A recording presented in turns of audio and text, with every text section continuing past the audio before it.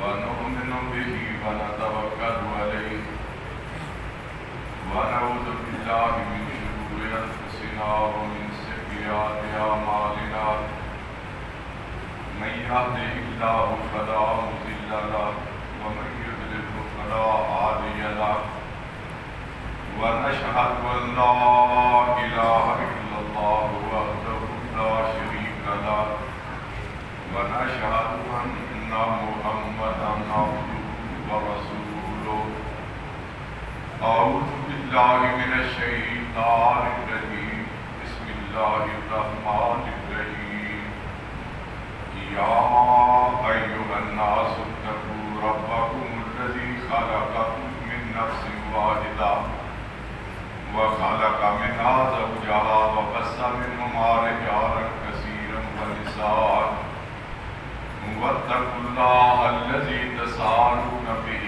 والأرحام إن الله كان عليكم رقيبا يا أيها الذين آمنوا اتقوا الله حق تقاته ولا تموتن إلا وأنتم مسلمون يا أيها الذين آمنوا اتقوا الله وقولوا قولا سديدا يصلح لكم أعمالكم ويغفر لكم ذنوبكم ومن يطع الله ورسوله فقد فاز فوزا عظيما. آج ہم نکاح کی تقریب میں اکٹھے ہوئے ہیں. مجھے اس موقع پہ درس قرآن کا بھی حکم مل گیا. تو مناسب معلوم ہوتا ہے کہ درس بھی نکاح ہی سے متعلق ہو جائے. نکاح نظام فطرت ہے. اللہ تعالیٰ نے ہمارے باپ حضرت آدم علیہ السلام کو اپنے ہاتھوں سے بنایا, فرشتوں سے سجدہ کروایا اور جنت میں بسایا. اب ان کے پاس گھر تو ہے لیکن گھر والی کوئی نہیں. تو اللہ تعالیٰ نے ان کی پسلی سے ہماری ماں سیدہ حوا علیہ السلام کو پیدا کیا. جب وہ جوان ہوئی تو ان کا آپس میں نکاح کروایا. پھر ان دونوں کے ملاپ سے بہت سے مرد اور عورتیں وجود میں آئیں.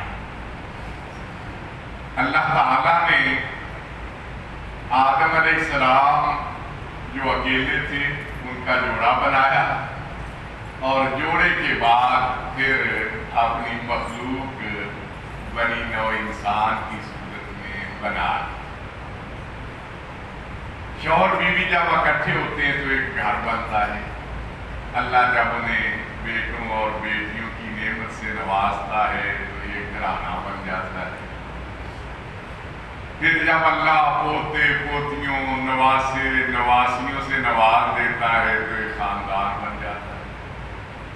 یہ سلسلہ جب آگے بڑھتا ہے تو قبیلے اور برادریاں بنتی ہیں اور اسی سے انسانی معاشرہ تخلیق پاتا ہے. نکاح جہاں نظام فطرت ہے وہاں انبیاء کی سنت بھی ہے. اللہ کے جتنے نبی بھی آئے, حضرت عیسیٰ علیہ السلام اور حضرت یحییٰ علیہ السلام کے علاوہ سب نے نکاح. اللہ تعالیٰ نے حضرت عیسیٰ علیہ السلام کو اپنی مشیت کے تحت زندہ آسمانوں پہ اٹھا لیا. قیامت کے نزدیک اس امت کا فرد بن کے ان کا نزول ہوگا. تو نبی کریم صلی اللہ علیہ وسلم نے فرمایا ینزل عیسیٰ ابن مریم الی الارض فیتزوج ویولد لہ وَيَمْكُثُ خَمْسًا وَأَرْبَعِينَ سَنَةً. عیسیٰ بن مریم علیہ السلام زمین پہ نازل ہوں گے، ان کا نکاح ہوگا اور بچے بھی ہوں گے۔ وہ 45 برس تک زمین میں رہیں گے۔ ثم یموت فیدفن معی فی قبری، پھر وہ تبھی موت سے ہمکنار ہوں گے اور میرے ساتھ حجرہ اقدس میں دفن ہوں گے۔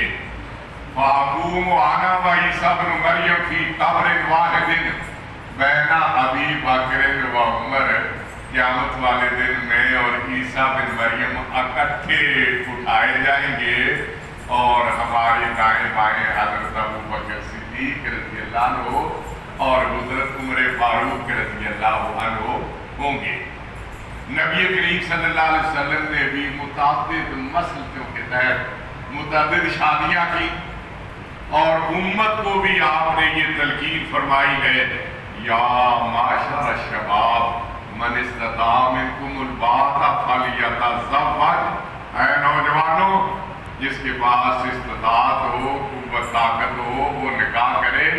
فَإِنَّهُ أَغَضُّ لِلْبَصَرِ وَأَحْسَنُ لِلْفَرْجِ، نکاح کی برکت سے نگاہیں جھکی رہتی ہیں اور عزت و آبرو کو تحفظ ملتا ہے۔ نکاح کی بدولت زندگی جنت نظیر نظر آنے لگتی ہے۔ اللہ تعالیٰ فرماتے ہیں وَمِنْ آیَاتِهِ أَنْ خَلَقَ لَكُم مِّنْ أَنفُسِكُمْ أَزْوَاجًا لِتَسْكُنُوا إِلَيْهَا وَجَعَلَ بَيْنَكُم مَّوَدَّةً وَرَحْمَةً۔ لوگو، اللہ کی نشانیوں میں سے بڑی نشانی یہ ہے کہ اس نے تم ہی میں سے عورتوں کو پیدا کیا اور پھر تمہارے درمیان محبت اور پیار کے تعلق کو قائم فرما دیا تاکہ تم اطمینان اور سکون کی زندگی گزارو۔ میاں بیوی کا جو رشتہ ہے، اللہ تعالیٰ نے اس کی گہرائی کو ان الفاظ میں بیان کیا کہ ہن لباس لکم وانتم لباس لہن، تمہاری بیویاں تمہارا لباس ہیں اور تم ان کا لباس ہو۔ ہم سب لباس پہنتے ہیں۔ لباس کے دو بڑے فائدے ہوتے ہیں۔ پہلے نمبر پہ لباس انسان کے عیوب اور نقائص کو چھپا دیتا ہے۔ دوسرا فائدہ یہ ہے کہ لباس کی وجہ سے انسان کی زیب و زینت خوبصورتی میں اضافہ ہوتا ہے۔ تو اب شوہر اور بیوی کی ذمہ داری ہے کہ اگر ایک میں کوئی کمزوری ہو، کوئی خامی ہو تو اس کو اچھالنے کی بجائے اس پہ پردہ ڈالے۔ اور یہ بھی ذمہ داری ہے کہ وہ ایک دوسرے کی خوبیوں کو اپنے ماں باپ، بہن بھائیوں، عزیز و اقارب، خاندان کے لوگوں کے سامنے اجاگر کریں۔ جب ان کا تاثر خاندان کے سامنے اچھا ہوگا تو قدرتی طور پہ ان کی عزت اور وقار میں اضافہ ہو جائے گا۔ تو نبی کریم صلی اللہ علیہ وسلم نکاح کے موقع پہ یہ خطبہ ارشاد فرمایا کرتے، جس کی ابتدا میں ہم نے تلاوت اور سماعت کا شرف حاصل کیا ہے۔ تو اس خطبے میں اللہ کی حمد و ثنا بھی ہے، ماضی کی کوتاہیوں سے درگزر کرنے کی التجا بھی ہے، مستقبل کے روشن اور تابناک ہونے کی دعا بھی ہے، اللہ کی ذات پہ ایمان اعتماد پہ بھرپور اظہار بھی ہے، حضرت محمد رسول اللہ صلی اللہ علیہ وسلم کی رسالت کے دامن سے وابستہ رہنے کا اظہار بھی ہے۔ یہ نکاح کے موقع پہ بتایا گیا۔ جو 3 آیات تلاوت کی گئی ان کا ترجمہ یہ ہے، اے لوگوں اپنے رب سے ڈرو، اور جس نے تمہیں ایک جان سے پیدا کیا اسی سے ان کی بیوی کو تخلیق فرمایا، پھر ان دونوں کے ملاپ سے بہت سے مرد اور عورتیں پھیلا دیں۔ اللہ سے ڈرو جس کے نام پہ تم ایک دوسرے سے اپنے حقوق کا سوال کرتے ہو، رشتہ داریوں کا پاس لحاظ رکھو اور اس بات کو ذہن نشین رکھو کہ اللہ تمہاری نگرانی کر رہا ہے۔ اے ایمان والو، اللہ سے اس طرح ڈرو جس طرح ڈرنے کا حق ہے۔ تمہیں موت بھی آئے تو حالت ایمان پر آئے۔ اے ایمان والو اللہ سے ڈرو جس طرح ڈرنے کا حق ہے، ہمیشہ سیدھی بات کہو، اس طرح وہ تمہارے حالات بھی درست کر دے گا اور تمہاری غلطیوں سے درگزر بھی فرما دے گا۔ جس نے اللہ اور اس کے رسول کی اطاعت کی اور وہی حقیقت میں بہت بڑی کامیابی سے ہمکنار ہوا۔ ان آیات میں بار بار اتقوا، اللہ سے ڈرو، اللہ سے ڈرو اور تقوی اختیار کرو کی تلقین کی گئی ہے۔ تقوی کا لفظ تو چھوٹا ہے لیکن اس کا مفہوم بڑا وسیع ہے۔ زندگی خلوت کی ہو یا جلوت کی، انسان گھر کی چار دیواری میں ہو یا اس سے باہر، دن کا اجالا ہو یا رات کی تاریکی، موقع خوشی کا ہو یا غمی کا، ہر لمحے ہر حال اللہ اور اس کے رسول صلی اللہ علیہ وسلم کے احکام پہ عمل پیرا رہنے کا نام تقویٰ ہے۔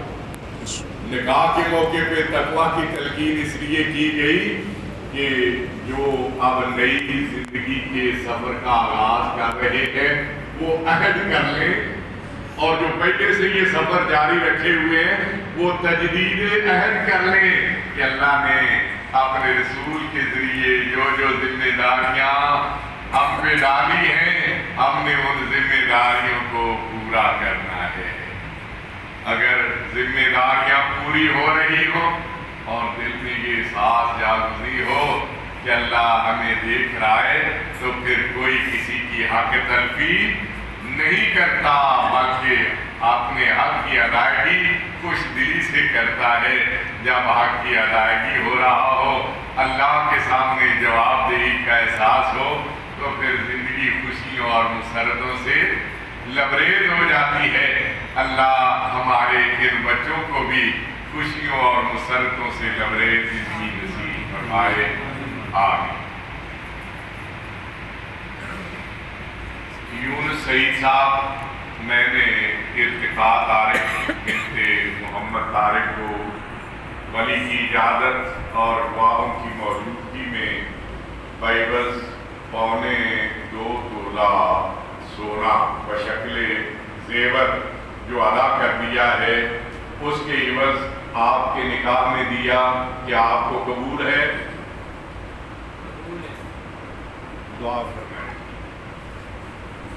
یا رب لک الحمد کما ینبغی لجلالک وعظیم سلطانک یا ذا الجلال والاکرام، اللہم صلی علی محمد وعلی آل محمد کما صلیت علی ابراہیم وعلی آل ابراہیم انک حمید مجید، اللہم بارک علی محمد وعلی آل محمد کما بارکت علی ابراہیم وعلی آل ابراہیم انک حمید مجید، ربنا ظلمنا انفسنا وإن لم تغفر لنا وترحمنا لنكونن من الخاسرين، ربنا هب لنا من أزواجنا وذرياتنا قرة أعين واجعلنا للمتقين إماما۔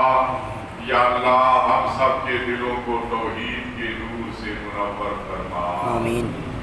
اپنے حبیب کی محبت سے معمور فرما، یا اللہ 5 وقتہ نماز پابندی سے پڑھنے کی توفیق عطا فرما، زندگی میں بار بار رمضان المبارک عطا کر کے اس کے روزے رکھنے کی توفیق عطا فرما، یا اللہ مالوں کی زکوٰۃ دینے کی توفیق عطا فرما، حج بیت اللہ کی سعادت نصیب فرما، یا اللہ ارکان اسلام پہ دل و جان سے عمل پیرا رہنے کی توفیق عطا فرما، بدعات و رسومات سے مکمل اجتناب برتنے والے بنا دے، یا اللہ ان دونوں جن کا ہم نے نکاح ابھی پڑھا ہے، یا اللہ ان دونوں کے دلوں کو آپس میں ملا دے، ان کی چاہتوں اور محبتوں کو لازوال فرما دے، یا اللہ انہیں اپنی سعادتوں کا وارث بنا،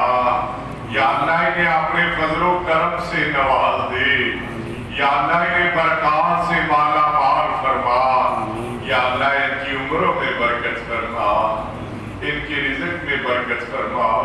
ان کی خوشیوں میں برکت فرما، ان کی خوشحالی میں برکت فرما، ان کے اعمال صالحہ میں برکت فرما۔ یا اللہ دین اور دنیا اور آخرت کی بھلائی میں انہیں ایک دوسرے کا مددگار اور معاون بنا۔ یا اللہ اس رشتے کو دونوں کے ماں باپ کے لیے آنکھوں کی ٹھنڈک کا سبب بنا، بہن بھائیوں عزیز و اقارب کے لیے دلوں کی راحت کا سبب بنا۔ یا اللہ دونوں خاندانوں کے درمیان پہلے سے موجود تعلقات میں مزید استحکام اور مضبوطی کا ذریعہ بنا۔ یا اللہ آپ کے حبیب نے آپ کے حکم سے جو جو حقوق اور ذمہ داریاں بیان فرمائی ہیں، یا اللہ انہیں اپنے اپنے حقوق اور اپنی اپنی ذمہ داریاں پوری کرنے کی توفیق عطا فرما۔ یا اللہ ان کی زندگی کو خوشیوں اور مسرتوں سے لبریز فرما دے۔ یا اللہ ان کے حق میں ہماری دعاؤں کو شرف قبولیت عطا فرما۔